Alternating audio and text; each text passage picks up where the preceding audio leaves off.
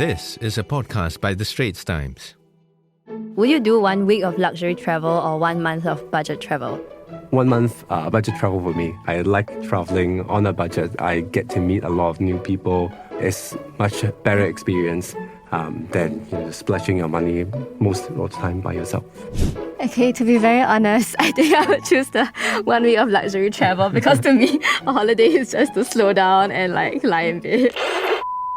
And I don't want to do that in a comfortable hotel room and not in a hostel. Yeah, but who knows? Maybe in the future that will change. One after the other. Maybe, yeah. I have a confession to make. I spent 8K on a holiday to London and New York earlier this year. 6 months later, I'm still beating myself up over it. Everything is so expensive these days, and travel is not an exception.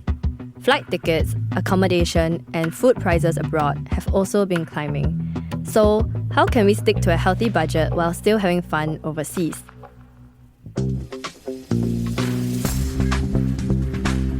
Hi, I'm Suen Tan, and you're listening to Headstart on Record.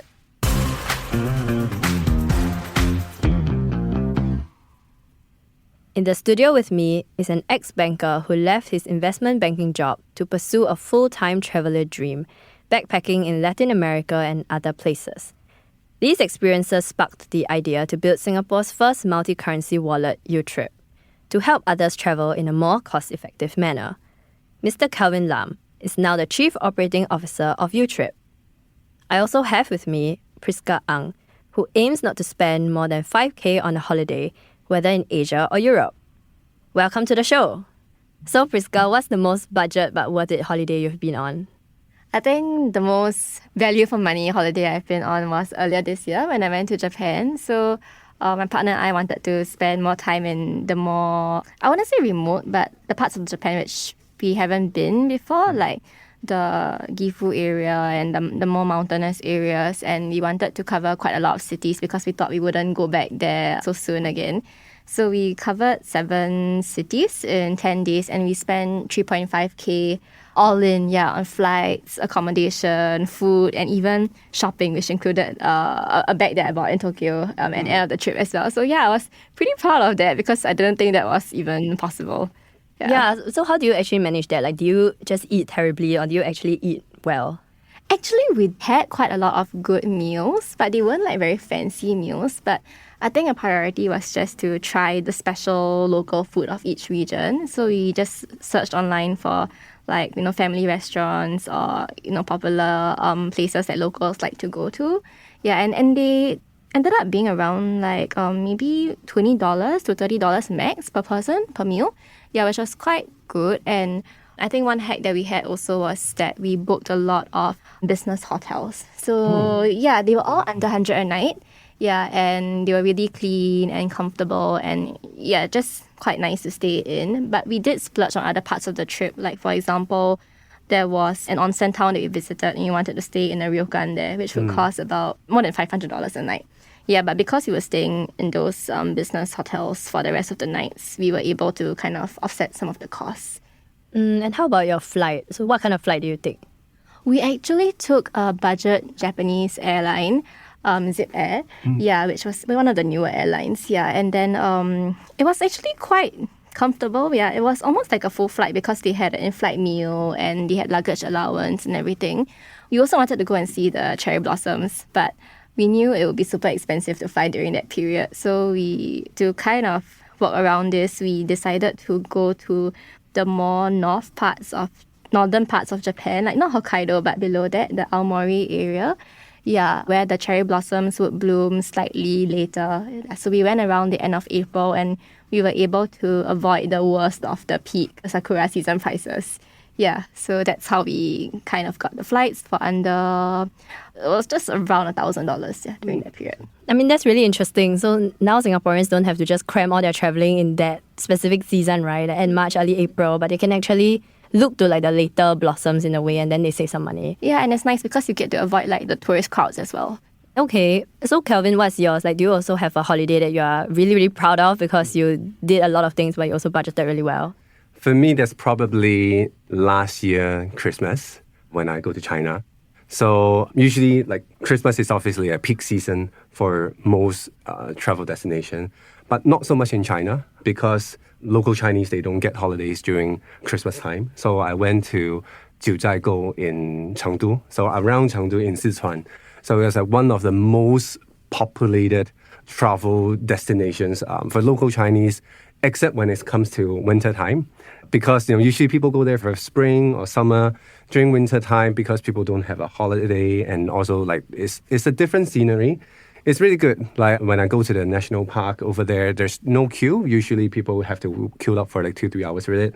I also managed to stay in like good hotels in a really good deal. Like I remember I stayed in Banyan Tree in Jiuzhaigou. It's only costing me like $100 per night. Wow, that's unheard of. Yes, that's really good. Except with one caveat, because it is such a low season. There's only, I remember, probably only 3 rooms that is actually occupied. So much so that the hotel in itself, because it's winter, it's really cold, but not all parts of the hotel is actually operated with heater because there's so few people. But it's great for us. We stay mostly in the room. It is me and my partner going there. It's a very good trip. It's a very worthwhile, no queue, very affordable cost. Don't have to go to European cities or many other places to fight the crowd during Christmas time. And you also get to see the winter scenery, and there's nobody in your photos. Yes, absolutely. That's the best part. There's still some people, usually they are not the local Chinese, but then, in general, yes, the scenery is so much nicer. It's more special in a way. Like Jiuzhaigou is more known for their summer, spring kind of time. It's a lot of greeneries.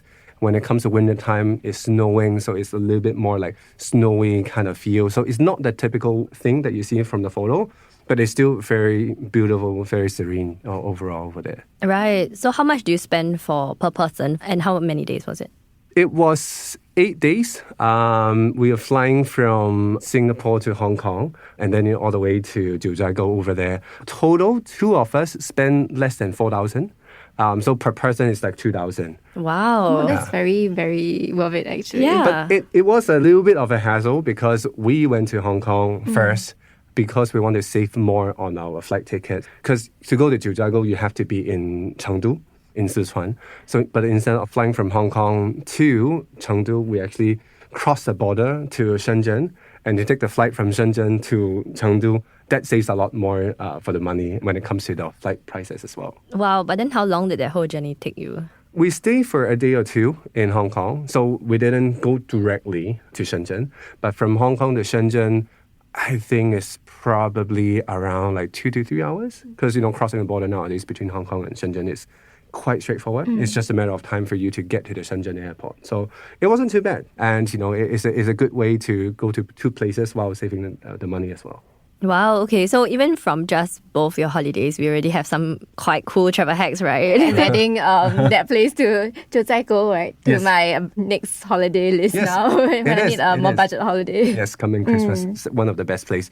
I have been recommending a lot of my friends to do it as well. Yeah, okay. So like travel in off-peak seasons. And also, I think what you said is quite interesting about, if you're willing to prolong the journey a little going there instead of just flying direct or taking the shortest route, you can actually save quite a lot of money, right? Yes, it is. Yeah. Is there something that you would recommend usually, or is it only if you have the luxury of time? I think it has to be a combination of both. Most of us probably don't have the luxury of time. So I think you have to make sense. Say, for example, like going to Hong Kong is a great place. It's many food, many activities to do as well. So I think it both make economic sense and at the same time, from an experience point of view, it also gives you a very different perspective to travel. So I think if you both have the time and if the journey also makes sense from an experience point of view, then I would definitely recommend doing so. Okay. So for example, I think people always have a dilemma between flying direct or doing a layover, right? Like especially we talk about longer flights to the US or the UK or Europe. In your opinion, what is the best way to do it? I used to travel a lot more with stopovers. So stopover, like taking Qatar or Emirates, usually in the Middle East, some things. I would say it very much depends, especially for me as I'm getting older. If you are planning to go around the stopover city, by all means, go do it. But if you're not, chances are you'll be staying 5-6 hours in the airport, a little bit sleep deprived. That usually also eats into your first day experience in the final destination you're looking for. So for me, I would say I would go for direct if the prices is not too much different. You save, and then I'll couple it with, if I say, for example, for me, I have some hotel loyalty scheme that allows me to do early check-in. So for example, then if I can couple maybe a red-eye flight direct, and maybe I'm landing somewhere at around like 6, 7 in the morning, usually the price is still cheaper. But then at the same time, if you can early check in for the hotels, then it actually makes your first day much more pleasant. Right, because now that we are older, we say time is money, right? Yes, it is, Yeah. it is. So for Prisca, like what are your top travel hacks that you've used in your own travel experiences? I think the first one would just be to really decide what your priorities are. Like for example, in the case of my Japan trip, we knew that one of the highlights would be the onsen town that we wanted to visit. So we wanted to stay in the ryokan there, and therefore we decided, okay, the rest of the trip must be a bit more budget because we can't possibly be spending a few $100s a night on every single accoms because we were traveling to so many cities. Yeah, and I think another one would also be to make use of multi-currency apps. Like we set the limit orders on whenever we were changing money so that we could get the best, bang for our buck on our dollar. And that really helped, especially for big ticket purchases. And we really felt the cost savings in that area. Yeah, so I guess those are my top 2 travel hacks. Yeah, I mean, that's really interesting, right? Because just a while ago, we were still either changing just cash overseas or we were using our bank credit cards overseas. And then we'll have to come home and recalculate all the exchange rates in order to do our accounting, right, for the holidays. But now with all these multi-currency wallets and cards, like things have changed so much. I guess, Kelvin, you will probably be the best person to weigh in on this as well. And like maybe you can talk a bit about your travel hacks. Yeah, I think payment aside, for me, to start with, I like traveling a lot, especially when there's more time. I used to backpack a lot, so I like staying in youth hostel. When I spent some time like backpacking in Latin America in the past, for a couple of months, I only stay in youth hostel. I'm very happy about that. Nowadays, I have to admit, I'm not doing as much youth hostel. But then I think one of the travel hack that I always do is, even if I'm staying in a hotel, I try to stay nearby a youth hostel. Reason being, many reasons. One is, say, for example, especially if you're staying for a trip for more than like 5 days or so, you probably start thinking about like how you wash your clothes. I think most of us, or at least what I would normally do is, okay, I try to wash my clothes, I hang it everywhere in the hotel room. There's a lot of annoyance. Then sometimes you would go to find like a coin washer because like laundry from the hotel is so expensive. But then if you're staying next to a hostel, then you basically have all the different facilities available. So for example, I was in Bordeaux in France earlier this year during the Olympics time. I was staying particularly right next to one youth hostel. If I want to wash my clothes, I'll pop by to the youth hostel. And it's still coin washer, you still have to pay for it, but it's much cheaper. If you want to get like a cheap beer and to also watch the games together with other people in youth hostel, because usually people over there are much more chilled, they are much less uptight, then we can also watch a game over there as well. And even if you look for like local trips, local tips and destinations, going to a youth hostel, usually they give you even more affordable tips. They wouldn't ask you to go for that expensive day tour to certain vineyards, but rather telling you there's certain off the beaten path, hidden treasures within the city. So I always like doing that. Wow, yeah. I've never thought of that actually, like staying near the youth hostel to use the facilities. But I you saw still on the laundry already. Yeah, I know. But you still sleep in a hotel bed. Yes, That's the best it is. part. Yes. Yeah. And so for other things like flights, like I think just now we were discussing, where's the best place to sit on a flight. So do you have any hacks there? Yeah, for me, I travel a lot on budget airlines. So I think few things. One is obviously in terms of packing, be very conscious about packing. Some of my friends would like to pack with a little bit of risk. Say, for example, knowing that you usually go overweight, but you still try to do that. I don't recommend doing so unless you know the airport very well. For example, like going to KL, then I know because like going to KLA1, which is the terminal 1 in a sense, they don't weight your luggage. But if you go to KLA2, they always weight your luggage because they have a gantry in front of it. So unless you know very well about this, usually I would say pack light. What I normally do is I wear a lot of clothes with me so as to reduce my luggage weight. And also I try to bring clothes that is not as sort of like nice so that I can just throw them away when I'm traveling. So I know that doesn't work for everyone. I don't care about how I look when I'm traveling, but then it saves a lot of like luggage space for me as well. So I think that's one part about packing. I think when it comes to even booking the flights or finding the seats is also important. Obviously, I would say half of the time I just go for free seats. I'm a little bit of a no-frills traveler. But when I go maybe slightly longer, more than 3-4 hours, then finding the right seats would be great. One tips I always share among our friends is I call it like the second row hack. So usually when we buy a flight ticket, the first row or the emergency seats, you always have like the extra leg rooms. But then there is also one additional hack, which is what I call the second row. Basically, it's one row behind the first row. And then because depending on the aircraft design, sometimes the first row doesn't have all 3 seats. They only have 2 seats. That leave the window size seat on the second row actually also open. Sometimes you have to pay for extra. Sometimes you don't even have to pay for extra. So that to me is like the business class for economy ticket. Wow, okay. Yeah, so you get that experience but without paying so much. Yes, yeah. it is. How early will you book a flight usually to get the best rate? For me, I'm very bad. I usually wanted to book a little bit like early ahead, but because especially when it comes to business reasons, we have like last minute travel. I usually book quite late. It could be like 2-3 weeks before the travel, sometimes even 1 week before the travel. That's probably not the best tips. But I think the general recommendation, even what we tell many of our friends and users, obviously, is to book as early as possible. But for many practical circumstances, you really can't. So what I would always do, even for last minute trips, is look for deals. Say, for example, we just passed 11/11. It's just like one of the best season time for you to book for your hotels and flights. So if you can't book early, then at least try to leverage on many of the promos and offers that has in the market. Right, okay. Because I think people have usually said like 3 months is about optimal, right? And I think what I've done in the past, which is quite silly, I booked way too advanced, so like 6 months. And actually the flights are super expensive. Yeah, is that a thing as booking too early? We do look at the data. I would say it very much depends on the airline. Yes, some of them, they do fluctuate on the prices. But we also don't know exactly what's the statistics on it as well. But when are the times that airlines usually hold their sales and their deals? Like I think you mentioned 11/11. Sometimes it's like end of the year for the next year, right? Yeah, so it could be like end of next year. It was right before school holidays. Usually that's the time. I would say the simple way to look for it is whenever we see some of the e-commerce site, with Shopee, Lazada doing promo. I think nowadays we also see Flight doing that as well. So yeah, like I think 11/11, for example, so far when we look at it, is one of the best time. And also just a few weeks ago, Singapore Airlines, they also around the same time do their air travel fair as well. So it's a very good time. Well, I think that we are in like this kind of strange age group, right? Where, like you said, we have kind of moved past the youth hostels.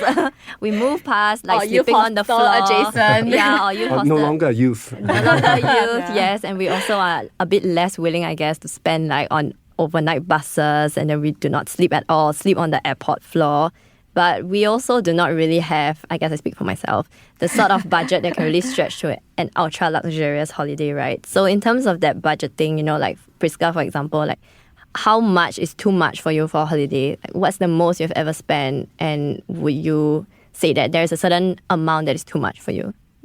It's interesting that you mentioned that we are in a strange phase where we have a bit more money perhaps, but we still can't splurge out. It's like splash out, right? So my friends and I have this phrase called budget comfort, which we coined back in university when we were traveling on exchange. So we wanted to travel quite a bit, but then we were also conscious of the fact that we were students. But then back then we still found that even though the phrase was budget comfort, we still ended up being like really budget. So I guess now that I've worked for a few years, I guess budget comfort is a little bit more doable.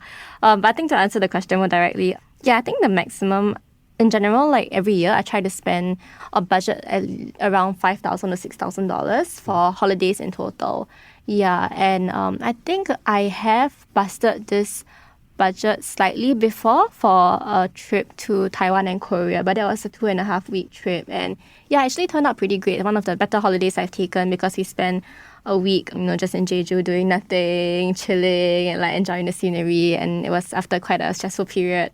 No shopping. No shopping, just okay. looking at the mountains and the sea. And yeah, that was really very refreshing. So I think like no regrets, spending a bit more there. But I think the maximum I would spend for a holiday, maybe to somewhere further away or somewhere I really, really want to visit, is about 10K. But I mean, that's really on an extreme end. And if I were spending so much, then I guess I would also make it maybe the only trip I would take in a year and a half and really cut down a lot on other areas like concerts, like restaurant meals in Singapore, like going out with friends to fancier places.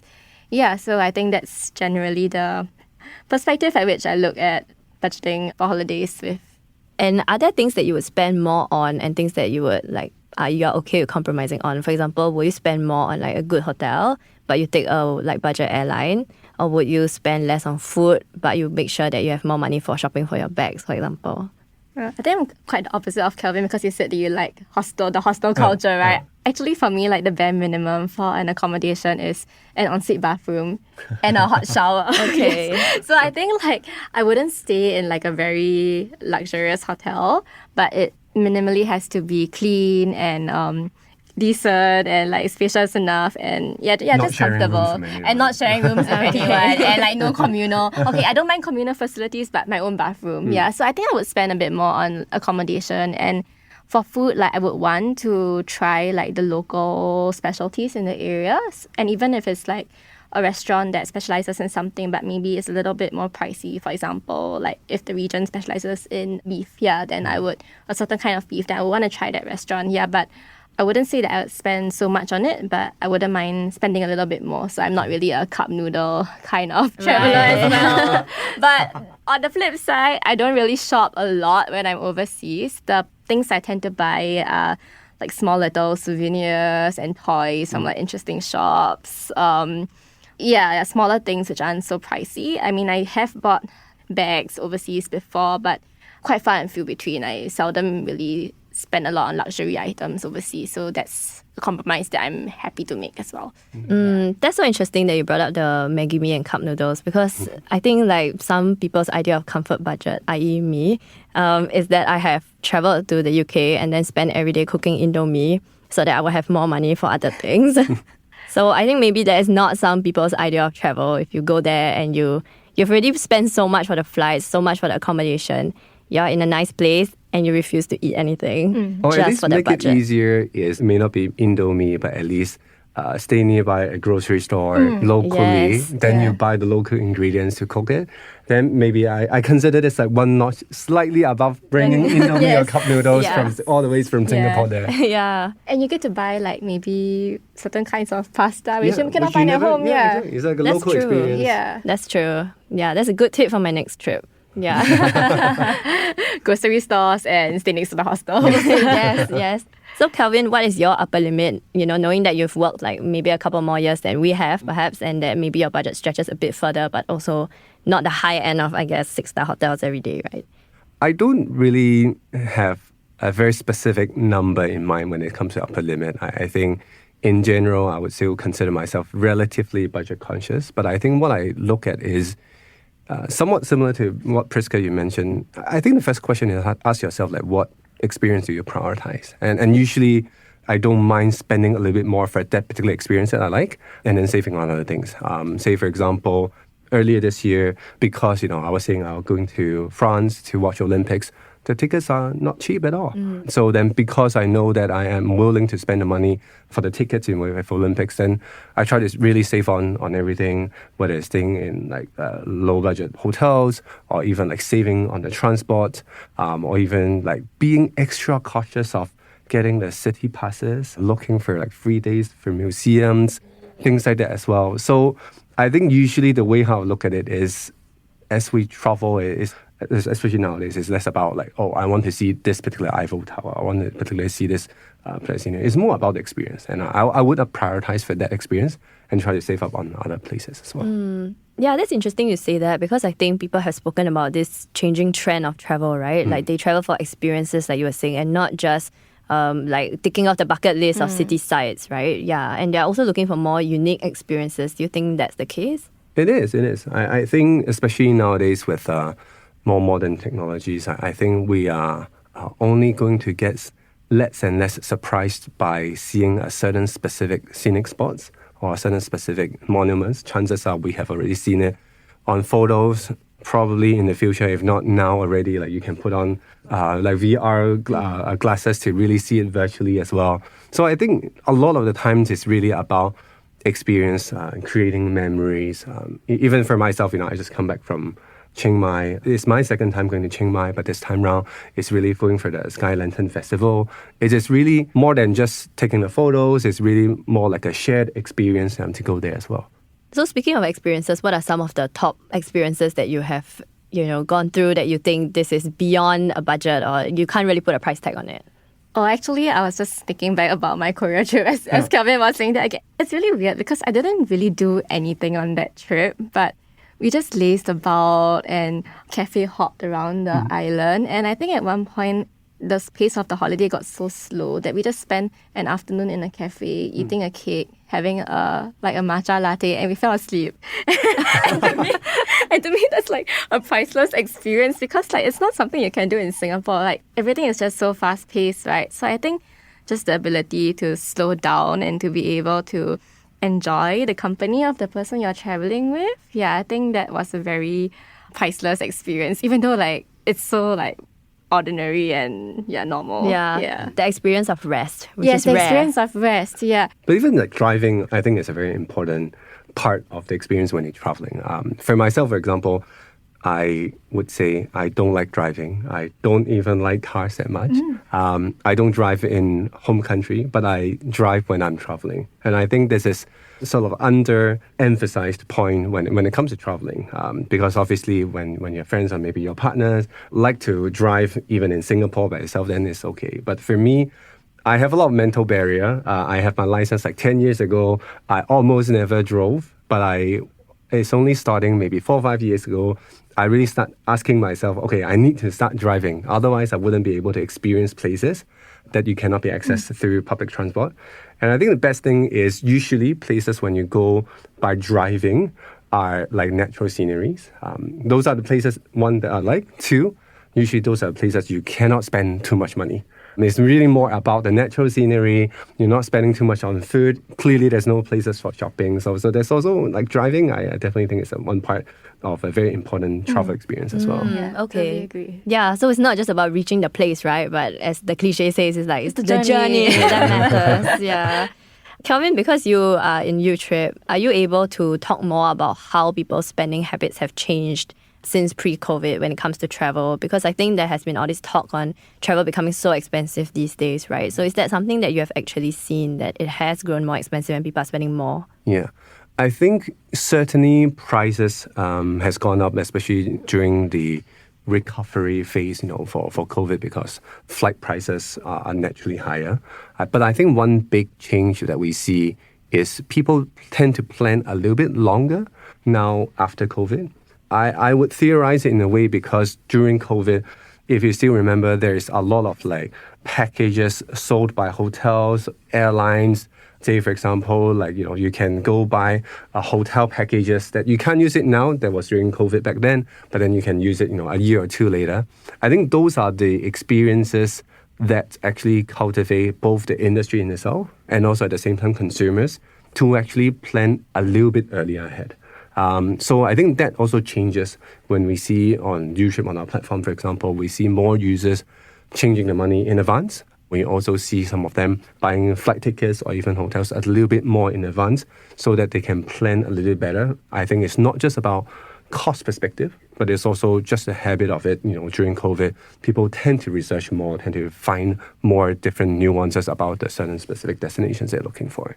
So do you also think it was a pent-up demand, right, for travel? Because during COVID, nobody can go anywhere. And so everybody ends up just researching and watching travel vlogs on YouTube. And then after the thirst for travel just increases. Yes, absolutely. I think this pent-up demand is probably still going up right now. I think if we were to compare our statistics, for example, compared to pre-COVID to now, just looking at numbers, our spending on platform grows by 10 times. That obviously partly also contributed by more users, using Youtrip, but it's also in general on the per user spending, it has also gone up a lot. I think the hype and the peak has gone down by a little bit, for the past 2 years, But I think, I'm sure even speaking to among ourselves, we still have a lot of travel destinations that we still want to go, for the next year or two as well. Okay, I'm curious, like what are the currencies that, are the most popular ones on the platform or the ones that people most change money into? Yeah, so it will be Japanese yen, ringgit, Malaysian ringgit, US dollar, and also euro. I think these are some of the four key currencies that people are looking at. I think the funny thing is obviously it's also around the currency rate in itself. So we do see a lot of our users reacting to the news in the financial market, looking at the exchange rates and see, hey, this rate is good, let's change the money all at once, or like doing different planning. So it's a very interesting thing to look at as well. Okay. I mean, you mentioned Euro and USD. Do you also think that people are taking like further holidays now? Like instead of just staying in Asia or Southeast Asia, that people are going further afield after COVID? Actually, especially right after COVID, we do see that trend. I think it goes back to a little bit like of the pent-up demand point, where in the past, especially here in Singapore, we obviously like to go Southeast Asian destination for short-haul travel. But because there's so much pent-up demand, and I think for many of us individually, it also means that your travel pockets, the budget has gone up a little bit higher. So then that's why people are more willing to go for long-haul destinations to really spend the time for a much longer holiday. So we do see that change. Again, I would say starting next year, we see the trend probably going to be normalizing a little bit because we have sort of like splashed our COVID travel budget, in these 2 years probably by now. But then we do see this trend is not going to go away completely. Prisca, have you seen that as well? Like among you and your friends, that people are going for longer holidays and that are further away? Actually, yes. I feel like my friends are now taking like 4 or 5 trips a year, but I'm not sure about further away because a lot of people like going to the region, like, Thailand, or like I have friends who go to Bali like a few times a year. It's like quite funny because I'll be like, oh, how many times do you need to go to Bali in a year? But people are just, I guess, viewing, my peers, a lot of them are just viewing holidays as a means to like get away and recharge more so than needing to, as you said, go somewhere and take something off their bucket list or take an attraction off their bucket list. So yeah, I think people are, anecdotally traveling a little bit more. Yeah. Probably the other reason I just can think of is probably from the work from home or hybrid working situation. I think it also, say for example, especially for workplaces where Friday is no longer like a work from office day, it also makes it slightly easier for people to make their travel arrangement. Probably not like taking the whole Friday off, but then if you want to take like a 5-6 p.m. flight on a Friday evening, it becomes a lot easier for people to make this arrangement as well, and also make your weekend trip more worth it. Yeah, that's interesting when you mention people taking multiple holidays a year, because there was this survey that asked what Singaporeans consider essential, and more than half of them actually said an annual overseas vacation was essential.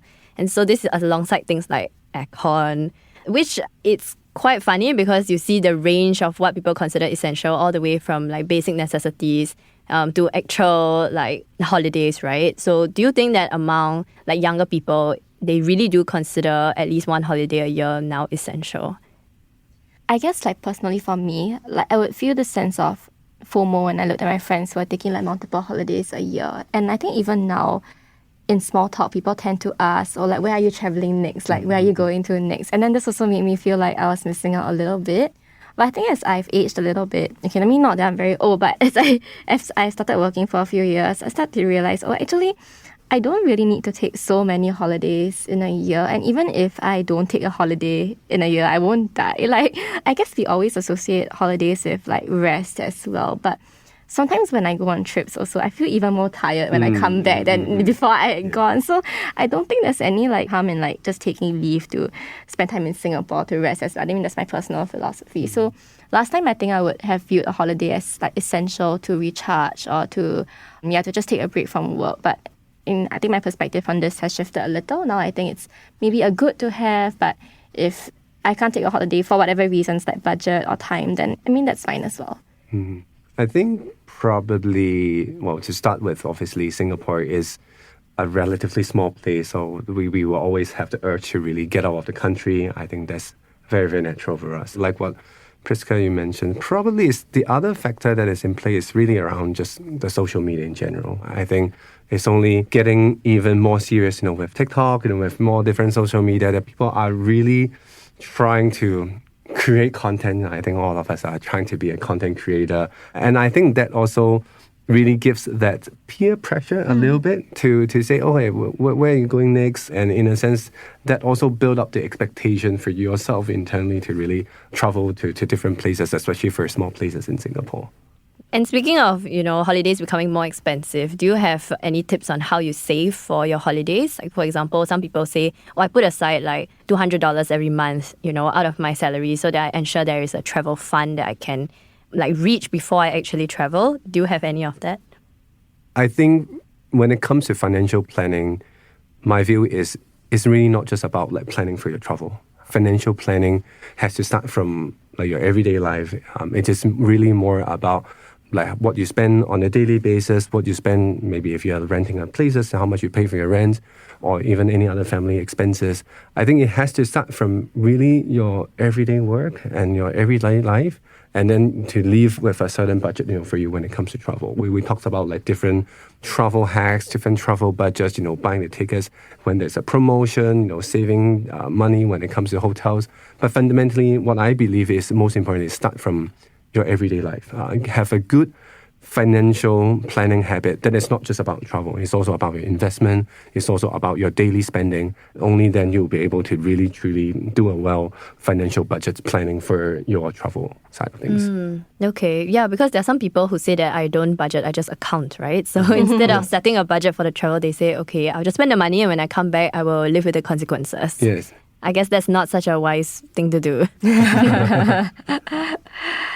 I think for me also okay, I know it's a bit cliche, but then there's the 50-30-20 rule, right? Where you spend 30% of your income on wants and 20% to savings and 50% to needs. So I guess when I look at how much I'm spending on travel, to me, I have realized that, it's still much, much less than the 30% of my annual income, which goes to wants and discretionary spending. And as long as that is well within that comfortable range for me, then I feel okay. But also, I think one thing which I have, like Kelvin said, holistic planning is important, right? So for example, next year also, I have some big ticket personal expenses coming up.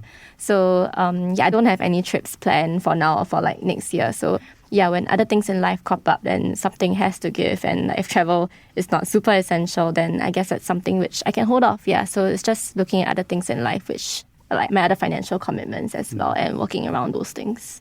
Okay, so our last question is this or that, okay? So maybe we start with Kelvin. Would you do 1 week of luxury travel or 1 month of budget travel? So luxury, your 5-6-star hotel, you eat Michelin meals, you go to the theatre, you do whatever you want, spend all that money. Or the budget travel where you stay in your youth hostels, you sleep in the airport sometimes. 1 month budget travel for me. I like traveling on a budget. I get to meet a lot of new people. It's much better experience than just splashing your money most of the time by yourself. Okay, good answer. Okay, and Prisca? Okay, to be very honest, I think I would choose the 1 week of luxury travel because to me, a holiday is just to slow down and lie in bed. And I don't want to do that in a comfortable hotel room and not in a hostel. Yeah, but who knows? Maybe in the future, that would change. One after the other. Maybe, yeah. Yeah, okay. So this again goes back to the whole what experience you prioritize, right? What travel eventually means to you. Okay, so that was really good. Thanks so much. That was a wrap for this episode of Headstart on Record. Thank you, Prisca and Kelvin. It was a pleasure talking to you. Yeah, thanks, Suen, for having us. Thanks for having us. I'm Suen Tan. You can email us your thoughts on this issue or suggest another question you'd like to see me tackle next time on the show. You can also reach out to me on LinkedIn. And if you'd like to read my articles and ST's Headstart newsletter to get a leg up in your money and career, all these links are in our podcast show notes. This podcast episode is edited by Amirul Karim. Thanks for listening. Send your feedback to podcast@sph.com.sg. Find us on Apple Podcasts, Spotify, or within our Straits Times app. Thanks for listening. Do note, all analyses, opinions, recommendations, and other information in this podcast are for general information purposes only and are not intended to be relied upon as financial advice. You should not rely on them in making any decision. Please consult a fully qualified financial advisor or professional expert for independent advice and verification. To the fullest extent permitted by law, SPH Media shall not be liable for any loss arising from the use of or reliance on any analyses, opinions, recommendations, and other information in this podcast. SPH Media accepts no responsibility or liability whatsoever that may result or arise from the products, services, or information of any third parties. All opinions expressed by participants in this podcast are solely their own and do not reflect the opinions of SPH Media.